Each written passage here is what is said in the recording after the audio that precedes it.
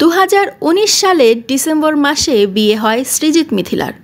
তাহসানের সঙ্গে ডিভোর্স হওয়ার পর কলকাতার জনপ্রিয় পরিচালক সৃজিতের সঙ্গে বিয়ে বেশ অবাকই হয়েছিল মিথিলার ভক্তরা।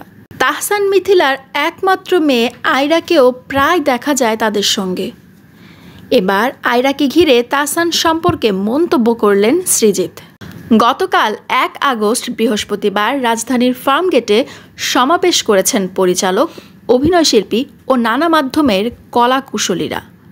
শিল্পীরা বলেছেন, সরকার যে বর্বরপন্থায় শিক্ষার্থীদের ন্যায়সঙ্গত আন্দোলনকে দমন করেছে তা কোনো গণতান্ত্রিক সভ্য সমাজে ঘটতে পারে না।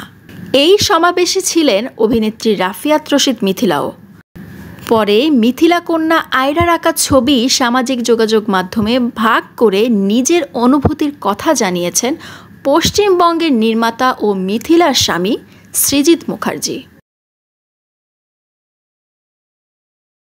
সৃজিত সামাজিক যোগাযোগ মাধ্যমে আয়রার আঁকা ছবি পোস্ট করেন। সেটি একটি হাতে আঁকা ছবি। সেই ছবিতে দেখা যাচ্ছে রাস্তায় কিছু মৃতদেহ পড়ে রয়েছে, পাশে কিছু মানুষের জমায়েত।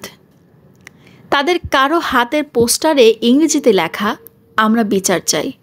কোনো ব্যানারে লেখা হয়েছে, আমরা স্বাধীনতা চাই। ছবিটির ওপরের দিকে রয়েছে দেশাত্মবোধক গানের কথা, মোরা একটি ফুলকে বাঁচাবো বলে যুদ্ধ করি।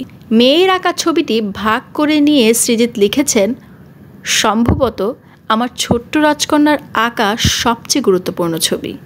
এরই সঙ্গে সৃজিত জানিয়েছেন, তিনি মেয়েকে নিয়ে যতটা গর্বিত, আয়রার মা রাফিয়াত রশিদ মিথিলা ও বাবা তাহসান রহমান খানের জন্য ঠিক ততটাই গর্বিত।